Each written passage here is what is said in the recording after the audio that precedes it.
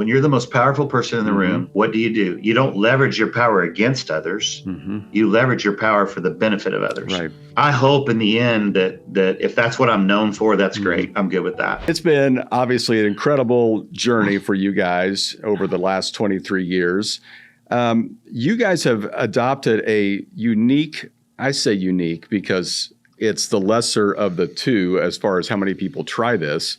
I don't think it's necessarily the wrong way to do it, but it is a touch unique in the way you do multi-site. And typically multi-site is you're on video at all the other locations, but you do live teaching at all the locations. Can you tell us, first of all, why you chose that approach? And then second of all, how that works? Do you guys write messages together? What's that look like? Yeah, and I want to stipulate, we're not opposed to video. You and I have all kinds of coworkers and friends and partners that use video for multi-site, and it clearly works. So it's not about that. We utilize video sometimes.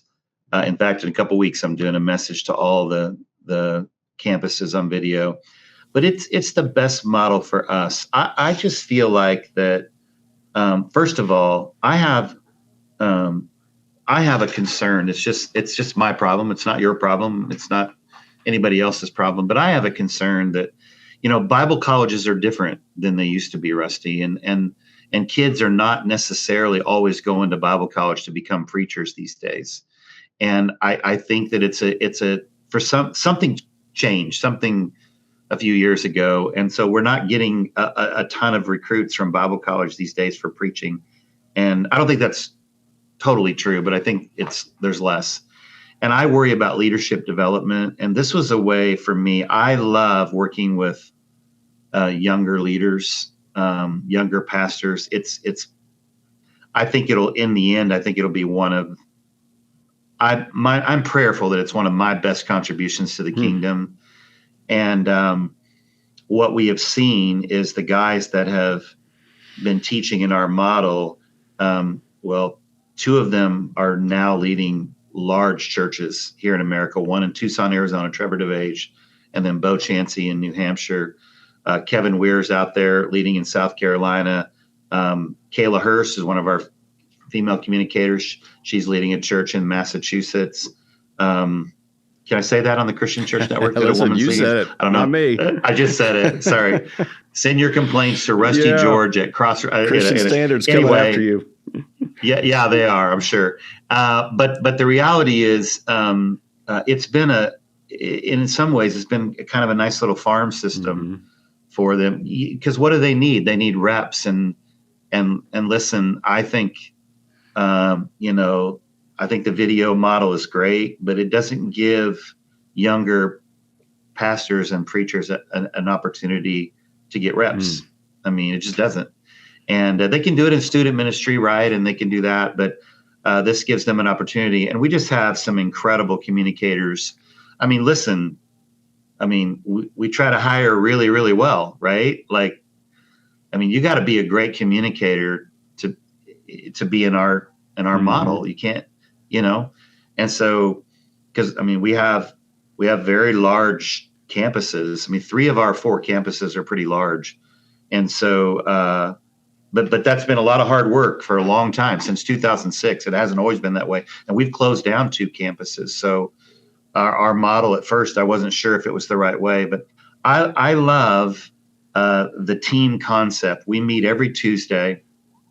And yes, we preach the same message at every campus. Now, illustrative content varies based on the personality, the age, the person. If I tell a story about my wife, Nate's not going to tell a story about my wife. He's going to do something else. So, but the red letter content, the outline, scriptures, they're virtually identical. And we meet on Tuesdays, 10 a.m. We usually do about 2 hours together. Some weeks we do write. Some weeks we just talk through.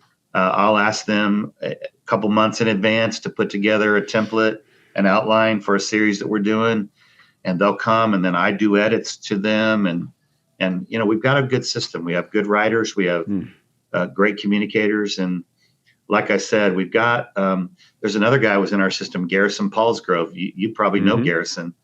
and he's out leading a church in California now.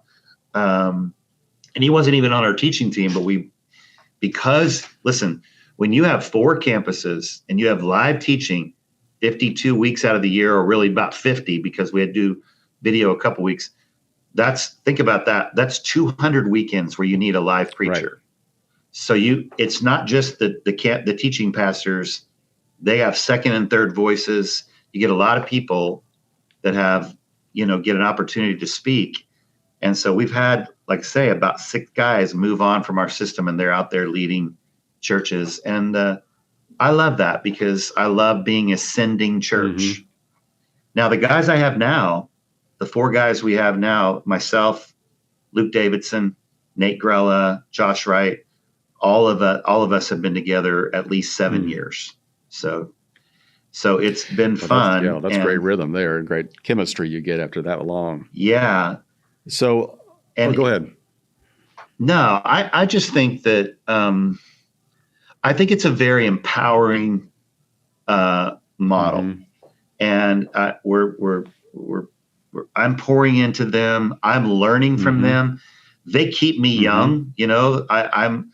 I'm learning what a millennial mind, looks like, mm-hmm. and Gen Z. And so I feel like we've really helped each other. I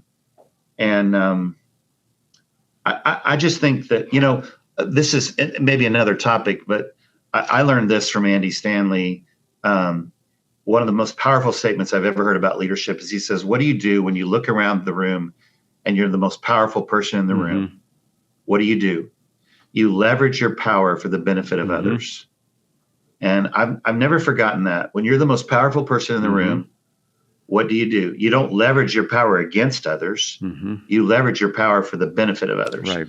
And that's what I have tried to do with our system. I've tried to leverage my power for the benefit of others. And I think it's been helpful. I think it's going to be, if these guys end up being, I hope in the end that if that's what I'm known for, that's mm-hmm. great. I'm good with that. That I raised up a dozen leaders and they're out there preaching at a dozen churches. I feel like I'm good with that. I don't have to be known for who I am. I can be known as the guy that maybe helped some younger guys and empowered them.